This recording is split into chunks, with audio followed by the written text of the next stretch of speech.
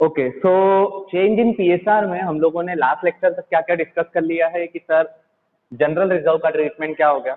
अलग अलग रिजर्व हमारे पास अवेलेबल होते हैं लाइक आईएसआर, डब्ल्यूसीआर, उनका ट्रीटमेंट किस टाइप से करना है। ठीक है, now next is undistributed profit कि during reconstitution if the firm is having undistributed profit, मतलब प्रॉफिट का वो पोर्शन जो उन्होंने खत्म नहीं करा था, उन्होंने सेव करके अपने पास रखा था कि आगे चल के उसको हम लोग बांट लेंगे। बट रिकंसिडरेशन की डेट पे अगर ऐसा कुछ अनडिस्ट्रीब्यूटेड प्रॉफिट आपके पास अवेलेबल होता है, तो जैसे अपने पास बेटा जनरल रिजर्व में दो ऑप्शंस अवेलेबल होते हैं, क्योंकि जनरल रिजर्व भी प्रॉफिट का ही पोर्शन होता है, तो सिमिलर ट्रीटमेंट उसका अनडिस्ट्रीब्यूटेड प्रॉफिट का भी सेम होगा। अब अनडिस्ट्रीब्यूटेड प्रॉफिट आपको दिखेगा कैसे क्वेश्चन के अंदर, हम कैसे पता करेंगे कि सर ये अनडिस्ट्रीब्यूटेड प्रॉफिट है। तो इनकेस अगर वर्ड प्रॉब्लम टाइप क्वेश्चन आता है, जैसे हम लोग जब क्वेश्चन करेंगे ना बेटा, तो उसमें हमको बुक में मिलेगा कि वर्ड प्रॉब्लम टाइप आपके पास क्वेश्चन आएंगे, उसमें बोल देगा कि P and L with credit balance which is not distributed between the partner, या फिर इस टाइप से बोलेगा कि balance sheet is showing a profit and loss account with credit balance. तो इसका मतलब ये है कि ये profit and loss account balance sheet में रखा हुआ है, मतलब ये खत्म नहीं हुआ है। ठीक है, मैंने बताया था आपको 11th में भी कि जब भी हमारे पास कुछ भी चीज बैलेंस शीट में अवेलेबल है, तो बैलेंस शीट का क्या मतलब होता है, बैलेंसेस की शीट जो खत्म नहीं हुई है। तो प्रॉफिट एंड लॉस अकाउंट अगर आपके पास बैलेंस शीट में अवेलेबल है, तो वो इंडिकेट कर रहा है कि ये प्रॉफिट बांटा नहीं गया है। तो अब आपको रिकंसिडरेशन में उसका क्या ट्रीटमेंट करना है, तो आपके पास बेटा दो ट्रीटमेंट अवेलेबल है। ट्रीटमेंट नंबर 1 इज कि उस प्रॉफिट को बांट के खत्म कर दो। ठीक है, अगर क्वेश्चन साइलेंट है या फिर क्वेश्चन स्पेसिफिकली बोल देता है, ठीक है, ये कंडीशन उसके लिए भी अप्लीकेबल होगी। अगर क्वेश्चन साइलेंट है बेटा, क्वेश्चन अगर साइलेंट होता है ना, इफ क्वेश्चन इज साइलेंट, तो कंडीशन ये वाली एप्लीकेबल होगी कि हम लोग क्या करेंगे, प्रॉफिट को बांट देंगे। जैसे रिजर्व के केस में अगर आपने रिवाइज करा होगा बेटा, तो रिजर्व के केस में भी यही था कि in case if the question is silent then we distribute the reserve between the partners in the old ratio. Similarly it will be with the profit and loss account with credit balance, क्योंकि वो profit को indicate करता है। तो हम लोग यहाँ पर डिस्ट्रीब्यूट कर देंगे इनकेस क्वेश्चन साइलेंट रहता है। अभी चेंज इन पीएसआर में बेटा, चेंज इन पीएसआर हो, एडमिशन हो, रिटायरमेंट हो, डेथ हो, उसमें दिमाग में ये चीज को फिट कर लो कि क्वेश्चन अगर इन एलिमेंट्स के बारे में कुछ नहीं बोलता है, तो क्या करना है, अपने को खत्म करना है। क्या दिमाग में बिठाना है कि सर अगर क्वेश्चन ने इनके बारे में कोई इंफॉर्मेशन नहीं प्रोवाइड करी है कि इनको बांटें कि एडजस्ट करें, तो आने वाले 4 चैप्टर्स तक यही दिमाग में बिठाना है ना। क्या दिमाग में बिठाना है कि सर क्वेश्चन ने अगर इंफॉर्मेशन नहीं दी हुई है, तो फिर आपको उसको खत्म करना है। मतलब क्वेश्चन अगर साइलेंट होता है, आपके पास अगर बैलेंस शीट में रिजर्व रखा हुआ है, अनडिस्ट्रीब्यूटेड प्रॉफिट लाइबिलिटी साइड में अवेलेबल है, तो उस केस में आप लोगों को उसको खत्म करना है। अब प्रॉफिट को खत्म कर रहे हैं, मतलब पार्टनर्स के बीच में बांट रहे हैं, क्योंकि प्रॉफिट किसका राइट होता है, पार्टनर्स का राइट होता है। तो अगर आप प्रॉफिट पार्टनर्स के बीच में बांटते हो बेटा, तो आपकी फर्म से प्रॉफिट खत्म हो रहा है, मतलब P and L account debit हो जाएगा, क्योंकि सर जब भी प्रॉफिट खत्म होता है फर्म में से, तो प्रॉफिट एंड लॉस अकाउंट हमारा जो है क्लोज करने के लिए हम लोग डेबिट कर देंगे, एंड वो क्रेडिट हो जाएगा बेटा पार्टनर्स की कैपिटल अकाउंट में, क्योंकि पार्टनर्स की कैपिटल इंक्रीज हो जाएगी। तो that's why we will credit the partners capital account and the narration will be being profit distributed. तो एक सेगमेंट तो ये हो गया है कि सर अगर हम लोग प्रॉफिट को खत्म कर रहे हैं, तो ये एंट्री पास करके प्रॉफिट एंड लॉस अकाउंट हमारा खत्म हो गया। बट इन केस अगर वो चाहते हैं कि हम लोग हमारे प्रॉफिट को एडजस्ट करें, एडजस्ट का मतलब ये है कि हम लोगों को ये पी एंड एल अकाउंट को अपनी रिकंस्टिट्यूशन के बाद भी कंटिन्यू करना है। रिकंस्टिट्यूशन का मतलब क्या बताया था बेटा, दुनिया चेंज हो रही है पूरी। अभी ये पुराने एग्रीमेंट को छोड़ के नए एग्रीमेंट को अडॉप्ट करने वाले हैं, न्यू इकोनॉमिक रिलेशन को अडॉप्ट करने वाले हैं। तो उस केस में पहला ऑप्शन तो ये है कि जो भी पुरानी चीजें अवेलेबल है जिसको बांट के खत्म करना चाहिए, वो खत्म कर दो। एक ऑप्शन तो ये होता है। बट सेकंड ऑप्शन ये भी रहता है कि इनकेस अगर पार्टनर्स डिसाइड कर लेते हैं कि हम लोगों को इसको एडजस्ट करना है या फिर इसको कंटिन्यू करना है बेटा, तो उस केस में अगर एडजस्ट करना है या फिर कंटिन्यू करना है, तो बेटा दिक्कत किसको होती है, गेनिंग पार्टनर को होती है या फिर सेक्रीफाइसिंग पार्टनर को होती है? सोच के बताना वापस से, जैसे अपन पुराने शेड्यूल्स में भी देखते आए हैं। हाँ, दिक्कत होती है सर सेक्रीफाइसिंग पार्टनर को। ठीक है, दिक्कत होती है यहाँ पर सेक्रीफाइसिंग पार्टनर को, क्योंकि वो तो शेयर सेक्रीफाइस कर चुका है। अगर आने वाले समय में इस प्रॉफिट को कंटिन्यू करा, न्यू रेशियो में अगर बढ़ता है, तो बेटा उसको तो कम प्रॉफिट मिलेगा। तो इसलिए यहाँ पर सेक्रीफाइसिंग पार्टनर बोलता है कि चलो अपन कंटिन्यू कर लेते हैं, बट जितना शेयर में सेक्रीफाइस कर रहा हूं उतना मेरे को दे दे, क्योंकि आगे चल के बचा हुआ तो मेरे को यू भी मिल जाएगा। ठीक है, बचा हुआ शेयर तो मेरे पास रखा हुआ रहेगा ऑलरेडी, तो आगे चल के बचा हुआ मैं यू भी ले लूंगा जब भी प्रॉफिट आगे बढ़ेगा रिकंसिडरेशन के बाद। तो जो अपना सेकंड ऑप्शन होता है कि इन केस अगर हम लोग उस अकाउंट को एडजस्ट कर रहे हैं, तो जितना पोर्शन सेक्रीफाइसिंग पार्टनर सेक्रीफाइस कर रहा है तो उतना आगे चल के उसको प्रॉफिट का पोर्शन कम मिलने वाला है, तो रिकंस्टिट्यूशन की डेट पे हम लोग उसको भी सेटल कर देते हैं। कैसे सेटल करेंगे?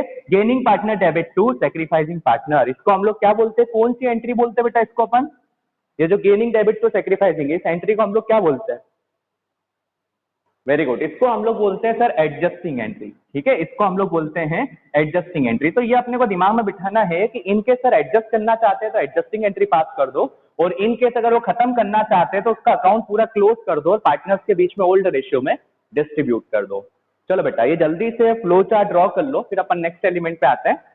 ये मत भूलना कि प्रॉफिट का मतलब होता है P&L account with credit balance. ठीक है, और ये लाइबिलिटी में दिखेगा। अगर अनडिस्ट्रीब्यूटेड प्रॉफिट है तो वो क्रेडिट बैलेंस इंडिकेट करेगा और लाइबिलिटी में दिखेगा आपको बैलेंस शीट में। ओके ओके बेटा फारूक, कोई बात नहीं, तो रिकॉर्डेड लेक्चर में जो छूट गया है वो देख लेना एक बार। लो बेटा सभी बच्चे लिख लो जल्दी से, फिर आगे बढ़ते हैं अपन।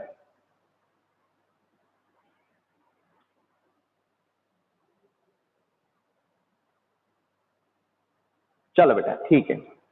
अब यहाँ पर जैसे अपन ने प्रॉफिट का ट्रीटमेंट करा है, वैसे कई बार ये भी पॉसिबिलिटीज होती है कि सर कुछ लॉस का पोर्शन भी फर्म के पास रखा होगा जो उन्होंने खत्म नहीं करा हो।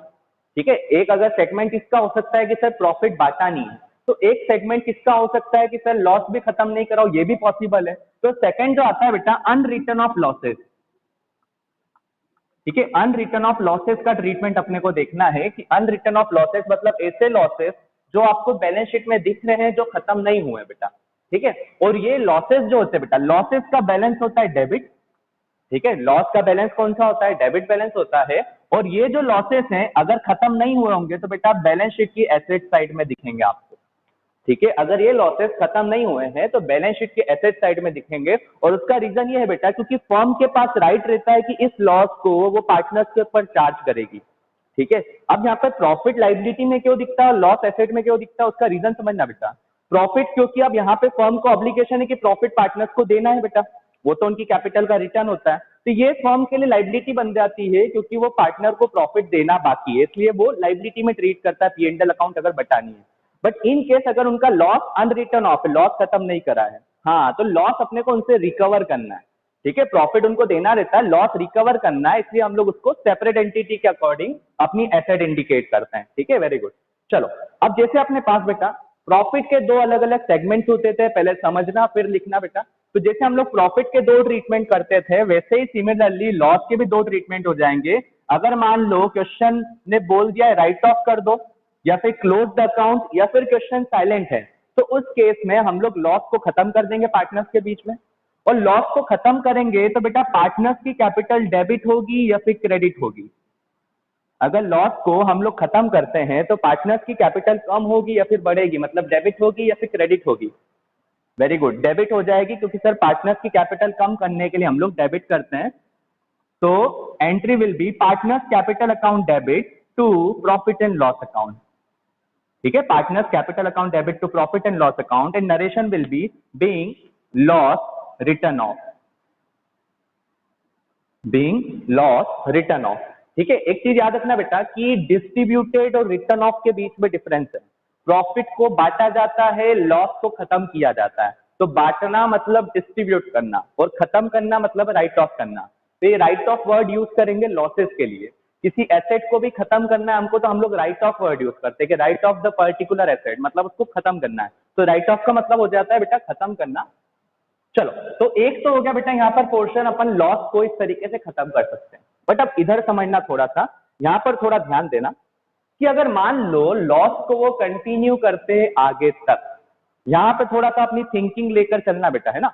यहाँ पे अगर वो लॉस को आगे कंटिन्यू करना चाहते हैं कि यार हमको तो नई इकोनॉमिक रिलेशन में भी इस लॉस को हम लोग कंटिन्यू करेंगे और आगे जो भी हमारा न्यू रेशियो बनेगा उसके हिसाब से हम लोग खत्म कर देंगे इस लॉस को।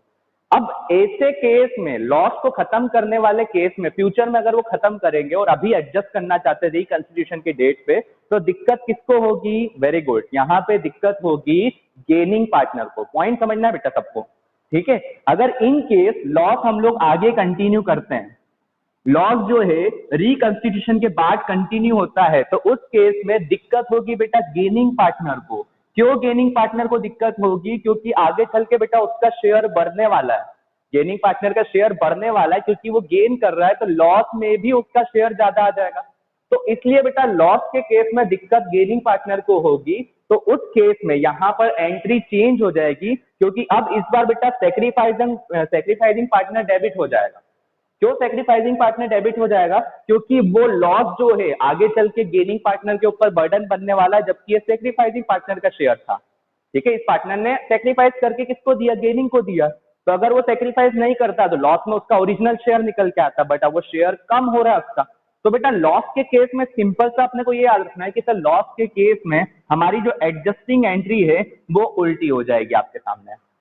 ठीक है, लॉस के केस में एडजस्टिंग एंट्री उल्टी हो जाएगी, और उसका रीजन ये है क्योंकि सर इस बार गेनिंग पार्टनर को कंपनसेट करना पड़ेगा, क्योंकि आने वाले समय में उसको ये लॉस झेलना पड़ेगा। ठीक है, आने वाले समय में जब भी ये लॉस खत्म होगा न्यू रेशियो में, तो उसको लॉस झेलना पड़ जाएगा बेटा, जबकि वो सैक्रिफाइसिंग पार्टनर को झेलना था आज के टाइम पे, बट वो नहीं हो पाया क्योंकि वो कंटिन्यू कर रहे अकाउंट को। तो जब भी हम लोग लॉस को एडजस्ट करेंगे बेटा, तो एंट्री जो है वो थोड़ी उल्टी हो जाएगी, और एंट्री बन जाएगी हमारी sacrificing partners capital account debit to gaining partners capital account। चलो लिख लो जल्दी से।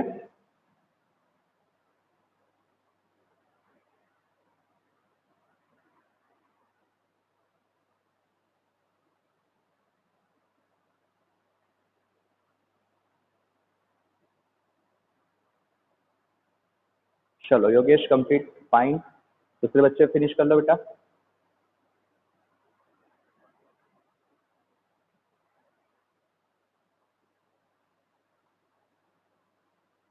चलो चलो, वेरी गुड वेरी गुड।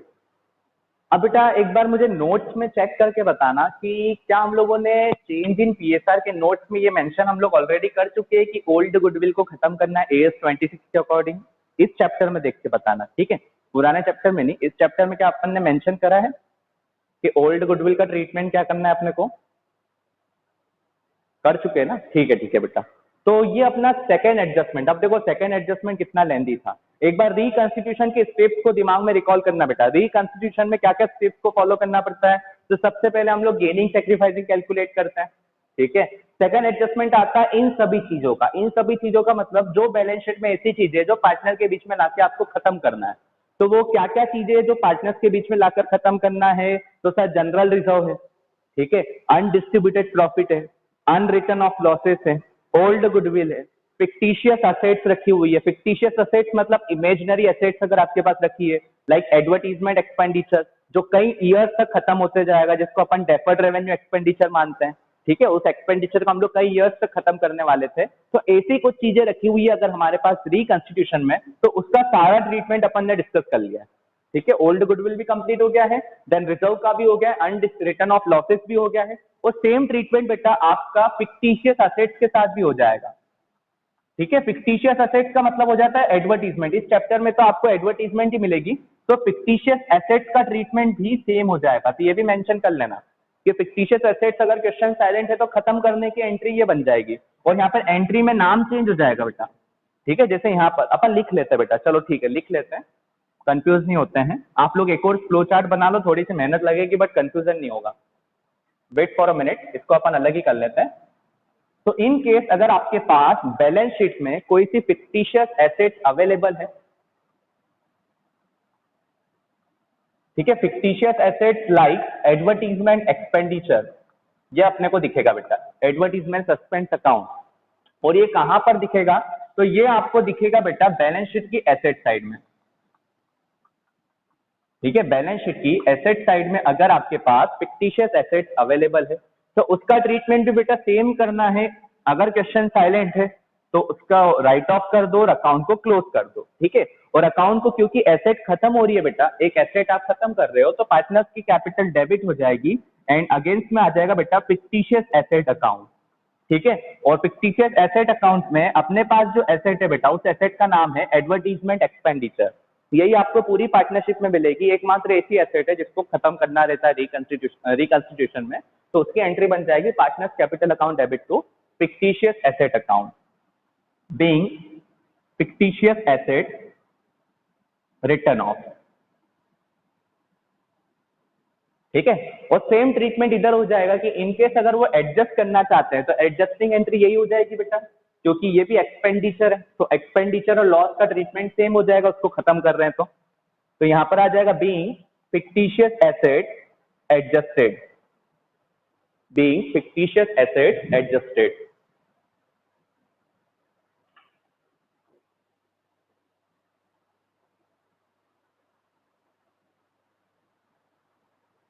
इस चैप्टर की थ्योरेटिकल पोर्शन ऐसा है बेटा कि आने वाले 4 चैप्टर तक तुमको कंट्रोल ला के दे देगा, इसलिए मैं थोड़ा सा थ्योरी में आराम आराम से चल रहा हूँ।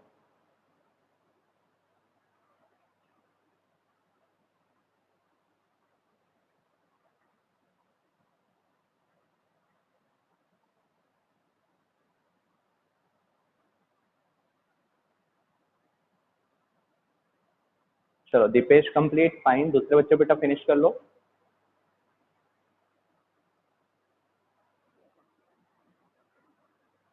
चलो राजकुमार और फारूक दोनों लेट थे, तो बेटा जो पोर्शन रह गया है उसको एक बार वीडियो में देख लेना आप लोग।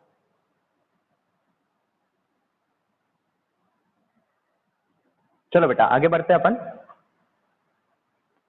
हाँ, अब अगला एडजस्टमेंट आता है अपने पास रीवैल्यूड गुडविल का एडजस्टमेंट। ठीक है, क्योंकि ये अपन ने सेकंड एडजस्टमेंट फिनिश कर लिया, सेकंड एडजस्टमेंट थोड़ा सा लेंदी था, तो अब अपने को डिस्कस करना है तीसरे एडजस्टमेंट के बारे में, that is adjustment of revalued goodwill. ये सेकंड हेडिंग अपनी कंप्लीट हो गई है रिकंस्टिट्यूशन की। तो write the next heading, adjustment of revalued goodwill. अच्छा, थोड़ा सा मैं बेसिक चेक करता हूँ बेटा, गुडविल कितने टाइप की होती है, रिकॉल करके बताना बिना पेज पलटाए। गुडविल जो है वो कितने टाइप की होती है? On the basis of monetary terms में बात कर रहा हूं। Very good. गुडविल दो टाइप की होती है, first one is self generated goodwill, और सेकंड वन कौन सी हो जाएगी बेटा? First one is self generated and second one will be, very good, purchase goodwill. ठीक है। इन केस मान लो बेटा अगर मैंने मार्केट एरिया में प्लॉट खरीदा है 10 लाख रुपए ज्यादा देके, तो ये किस टाइप की गुडविल है? अगर मैंने मार्केट एरिया में प्लॉट खरीदा है बेटा 10 लाख रुपीज का एक्स्ट्रा पेमेंट करके, तो ये किस टाइप की गुडविल है? वेरी गुड, परचेस गुडविल है। और दोनों में से कौन सी गुडविल को रिकॉर्ड नहीं किया जाता है? परचेस और सेल्फ जनरेटेड में से कौन सी गुडविल को बुक्स ऑफ अकाउंट में रिकॉर्ड नहीं किया जाता है? वेरी गुड, सेल्फ जनरेटेड को नहीं किया जाता है क्योंकि उसको मॉनेटरी टर्म्स में इजीली कैलकुलेट नहीं किया जा सकता है। ठीक है, इसलिए हम लोग सेल्फ जनरेटेड को रिकॉर्ड नहीं करते हैं। अब आगे बढ़ते बेटा, देखो अब अपने को पता है बेटा हम लोग रिकंस्टिट्यूशन करने जा रहे हैं, तो कई बार सिनेरियो ये होता है कि आपके पास पुरानी गुडविल भी अवेलेबल हो सकती है बेटा। ठीक है, आपके पास पुरानी गुडविल भी बैलेंस शीट में अवेलेबल हो सकती है, बट हम लोग रिकंस्टिट्यूशन में पुरानी गुडविल का ट्रीटमेंट तो एएस 26 ने बोल ही दिया है तुमको कि भैया अगर आपके पास ओल्ड गुडविल अवेलेबल है तो उसको तो खत्म करना पड़ेगी तुमको। ठीक है, उसको जो है उसको राइट ऑफ कर दो आप तो। और एक गुडविल हम लोगों को वापस से वैल्यू करना पड़ती है जिसको हम लोग बोलते हैं रीवैल्यूड गुडविल। अब वापस से वैल्यू क्यों करना पड़ती है? क्योंकि उसका रीजन ये बेटा कि रिकंस्टिट्यूशन के पॉइंट ऑफ टाइम पे हम लोग वापस से चेक करते हैं, क्योंकि ये तो आपने पुराना वैल्यूएशन करा हुआ है बेटा। ठीक है, आप जब फ्री बैठे थे चेक कर रहे थे तो ये पुराना वैल्यूएशन करके रखा हुआ था कि यार ये गुडविल हमारी कंडीशन में, हमारे जो बिजनेस है उसकी ये गुडविल है अभी हमारे पास। बट अगर हम लोग करंट पॉइंट ऑफ टाइम पे देख रहे हैं क्योंकि रिकंस्टिट्यूशन हो रहा है तो हमको ट्रू और फेयर मैनर में उसका ट्रीटमेंट करना है, तो करंट पॉइंट ऑफ टाइम पे हम लोग बेटा वापस से उसका रीवैल्यूएशन करते हैं। और रीवैल्यूएशन वाली जो गुडविल आती है उसको हम लोग रीवैल्यूड गुडविल भी बोलते हैं। ठीक है, अब इस गुडविल का ट्रीटमेंट, यही गुडविल जो है बेटा एकमात्र ऐसा सोर्स है जिसके बेसिस पे सेक्रीफाइसिंग गेनिंग को कंपनसेट कर पाता है। सही बोला बेटा कि गलत बोल दिया मैंने? रीवैल्यूड गुडविल एक ऐसा सोर्स है जिसके बेसिस पे सेक्रीफाइसिंग पार्टनर गेनिंग पार्टनर को कंपनसेट कर पाता है। सही है कि गलत है? हाँ गलत है सर, गेनिंग पार्टनर जो है सेक्रीफाइसिंग पार्टनर को कंपनसेट करता है। ठीक है, गेनिंग पार्टनर जो है वो सेक्रीफाइसिंग पार्टनर को कंपनसेट करता है। ठीक है, तो रीवैल्यूड गुडविल बेटा जो है इसका ट्रीटमेंट अपने को थोड़ा सा समझना है कि रीवैल्यूड गुडविल का ट्रीटमेंट करने के लिए आपके पास दो अलग अलग मेथड्स रखी हुई है। ठीक है, रीवैल्यूड गुडविल का ट्रीटमेंट करने के लिए आपके पास दो मेथड है। मेथड नंबर 1 इज और दोनों मेथड का बेटा इफेक्ट सेम है बेटा, ठीक है, दोनों मेथड का इफेक्ट सेम है। अपन उसको एक एग्जांपल भी देख लेंगे, हाइपोथेटिकल एग्जांपल एक एज्यूम कर लेंगे। तो मेथड नंबर 1 है बेटा by raising goodwill account and again writing of it, मतलब रेस करो फिर वापस खत्म कर दो, पहले रेस करो गुडविल को फिर खत्म कर दो। और दूसरी मेथड है बेटा आपके पास एडजस्टमेंट ऑफ रीवैल्यूड गुडविल, दोनों मेथड का इफेक्ट सेम आएगा, एडजस्टमेंट ऑफ रीवैल्यूड गुडविल। चलो बेटा, अगर मेथड नंबर 1 यूज की जाती है तो उस केस में, अब इसको समझना है, पहले समझ लेना, लिखने का टाइम बिल्कुल मिलेगा आपको, कोई दिक्कत नहीं है। तो इन केस अगर हम लोग मेथड नंबर 1 यूज कर रहे हैं गुडविल को एडजस्ट करने के लिए, रीवैल्यूड गुडविल जो होती है बेटा उसको एडजस्ट करने के लिए मेथड नंबर 1 यूज कर रहे हैं, तो उसके लिए आपको क्या ट्रीटमेंट करना है? तो सबसे पहले आप गुडविल अकाउंट को रेस करो फिर खत्म कर दो। अब रेस करो और खत्म करो जो दिमाग में चल रहा होगा, इससे रेस करके खत्म करने से तो कोई इफेक्ट आ ही नहीं रहा है, बट यहाँ पे रेस ओल्ड रेशियो में करना है, खत्म न्यू रेशियो में करना है। इफेक्ट ये है कि रेस ओल्ड रेशियो में करना है, खत्म न्यू रेशियो में करना है। तो एंट्री, क्योंकि गुडविल आप रेस कर रहे हो, गुडविल आपके लिए किस टाइप की एसेट है बेटा? गुडविल जो है वो किस टाइप की एसेट है अपने लिए?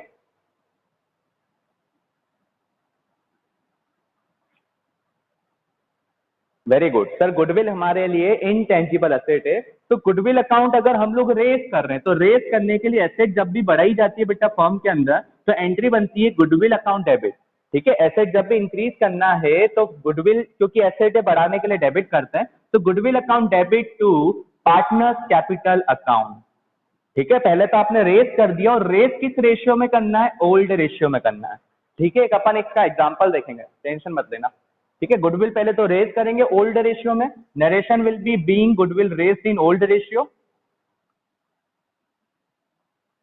पहले ओल्ड रेशियो में रेस कर दो, और दूसरी एंट्री में इस गुडविल को वापस खत्म कर दो, बट खत्म किस रेशियो में करना है? न्यू रेशियो में करना है। तो एंट्री बन जाएगी बेटा पार्टनर्स कैपिटल अकाउंट, क्योंकि एसेट खत्म हो रही है तो पार्टनर्स की कैपिटल डेबिट हो जाएगी टू गुडविल अकाउंट, ठीक है। वापस से अपन ने खत्म कर दिया, बट इसको खत्म करा है न्यू रेशियो में। Narration will be being goodwill return of in new ratio, पहले रेस करा अपन ने फिर खत्म कर दिया। तो एक मेथड तो ये हो गई है जिसके थ्रू आप गुडविल, रीवैल्यूड गुडविल का एडजस्टमेंट कर सकते हो बिटवीन द पार्टनर। और दूसरी मेथड जो है वो थोड़ी सी सिंपल मेथड है, और ज्यादातर केसेस में यूज होने वाली सबसे ज्यादा जो मेथड है वो आपकी मेथड नंबर 2 है, that is adjustment entry. Adjustment entry के थ्रू आप डायरेक्टली कर सकते हो, और एडजस्टमेंट एंट्री अपनी जो है सभी बच्चों का आई थिंक याद हो गई होगी, gaining partners capital account debit to sacrificing partners capital account. इसने बोला कि आप एक एंट्री पास कर दो, ऑटोमेटिकली गुडविल का एडजस्टमेंट हो जाएगा, सेक्रीफाइसिंग पार्टनर कंपनसेट हो जाएगा, गेनिंग पार्टनर से पैसा ले लिया जाएगा।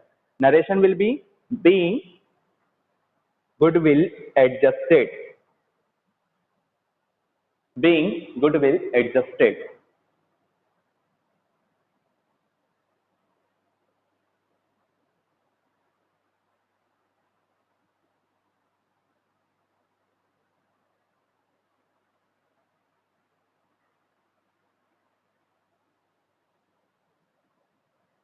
चलो लिख लो जल्दी से, फिर इसको एक एग्जांपल से समझते बेटा अपन।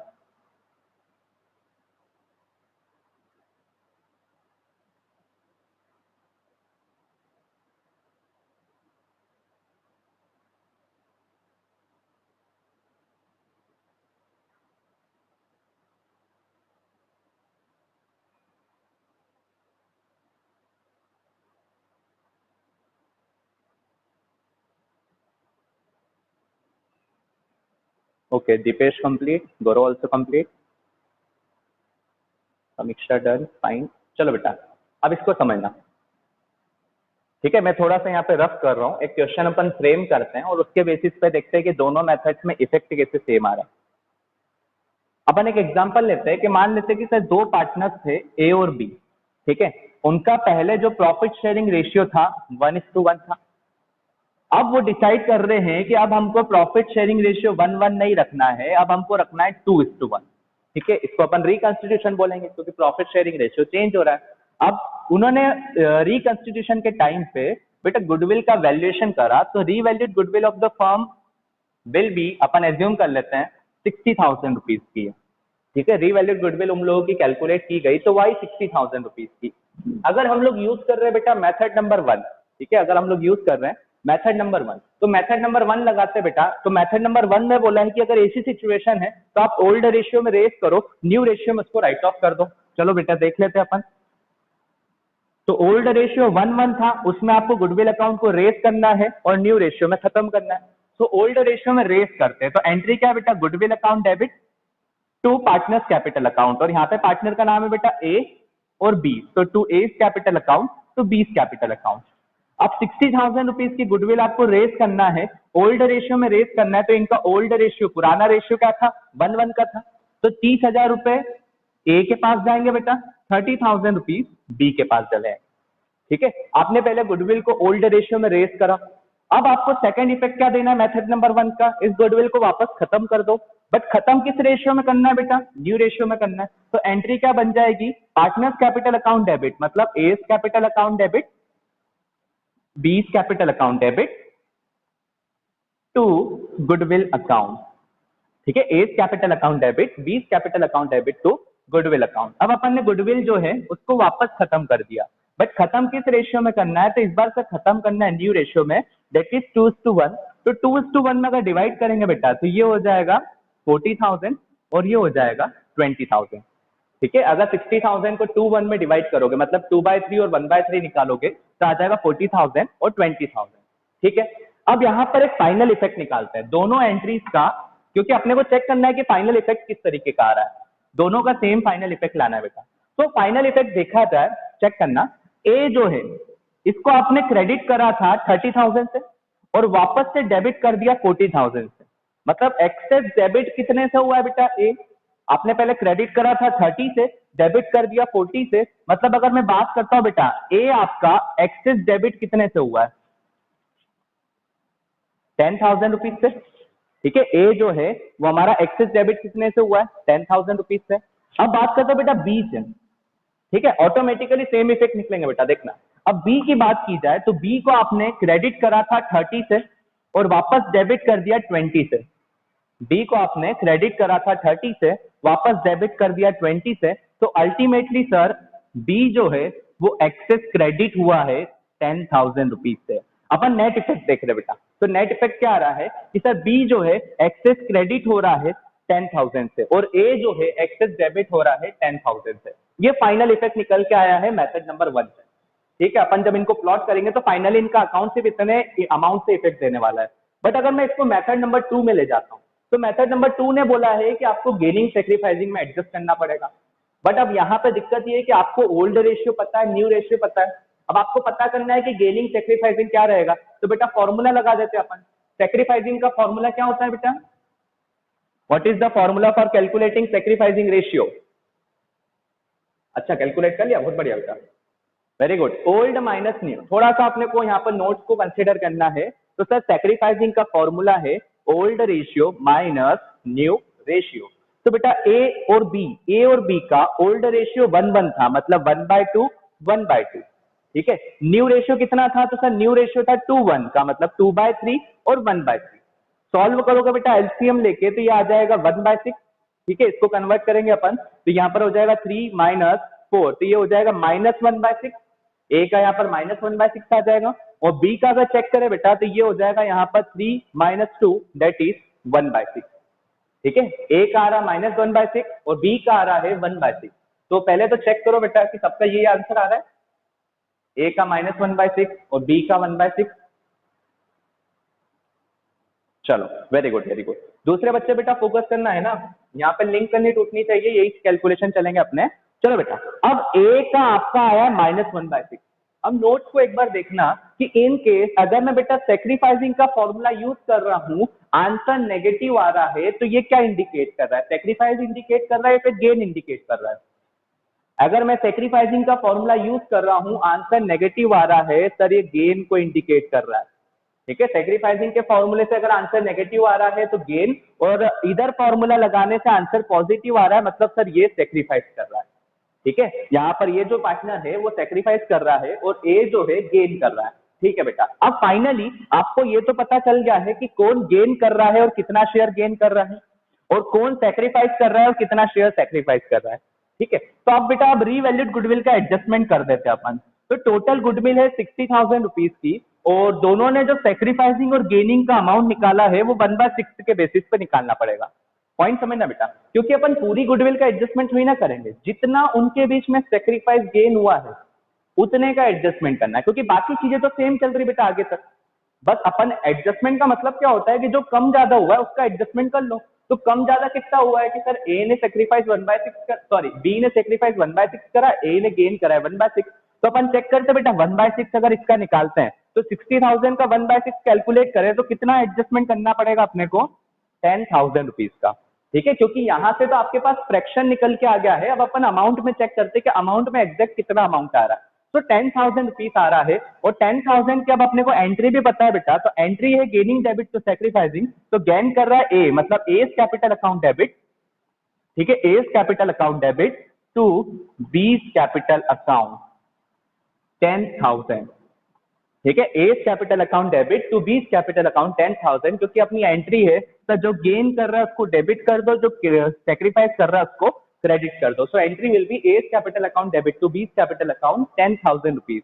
अब देखो आप कंपेयर करो बेटा ये दोनों को, आपको फाइनली सेम मिलेगा। यहाँ पर भी ए एक्सेस डेबिट हो रहा था 10 से, इसने डायरेक्टली निकाल के दे दिया, बोल दिया कि ए को डेबिट कर दो 10 से, फालतू अपन क्लोज मत करो, डायरेक्टली यहाँ से उसने सेक्रीफाइसिंग गेन निकाल लिया, इतना एडजस्टमेंट है, इसने बोल दिया ए को डेबिट कर दो। बी क्रेडिट हो रहा था 10,000 से फाइनली नेट इफेक्ट में, और यहाँ पर भी उसने 10,000 से बी को क्रेडिट कर दिया है। तो एक एग्जाम्पल के तौर पर बेटा आप लोग इसको लिख लो, ताकि जब भी रिवाइज करो तो एक बार अपने को रिकॉल हो जाएगा कि इस तरीके से हम लोग दोनों मेथड से गुडविल का एडजस्टमेंट कर सकते हैं। और ये याद रखना बेटा कि ज्यादातर मेथड आपकी ये वाली यूज होगी।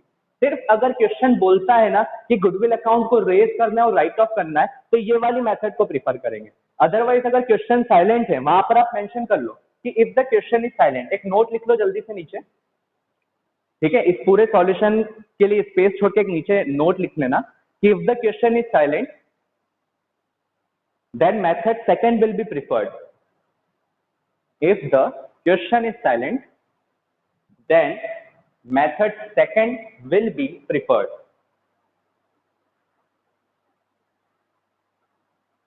If the question is silent, then method second will be preferred.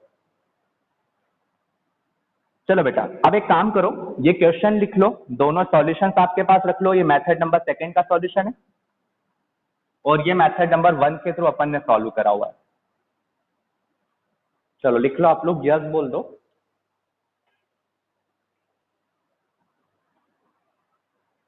Sir आज योगेश का बर्थडे है, अरे योगेश बेटा happy birthday. Yogesh happy birthday.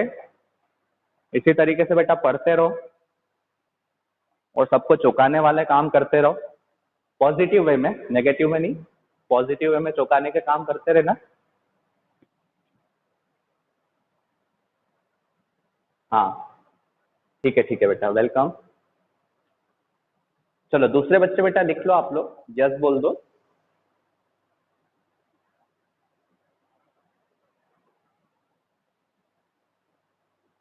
चलो एक क्वेश्चन में बेटा मैं प्रैक्टिस के लिए दे रहा हूं, वो एक बार ट्राई कर लेना ताकि इस मेथड में आपको एक कॉन्फिडेंस बिल्डअप हो जाए कि हाँ ये समझ में आ गई अपने को।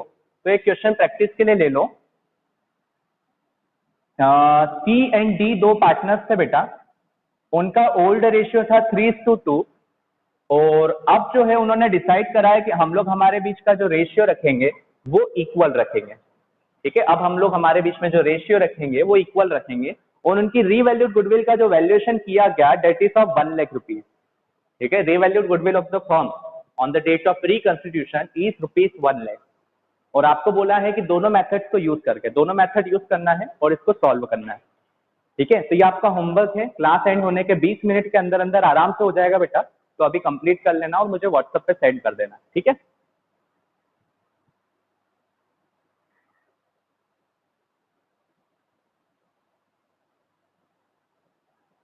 ज्यादा टाइम नहीं लगेगा, बस ये थोड़ा सा अपने को एक कॉन्फिडेंस बिल्डअप के लिए दे रहा हूँ आपको मैं। चलो वाइंड अप करते हैं अपन, ठीक है, चलो thank you, bye, take care.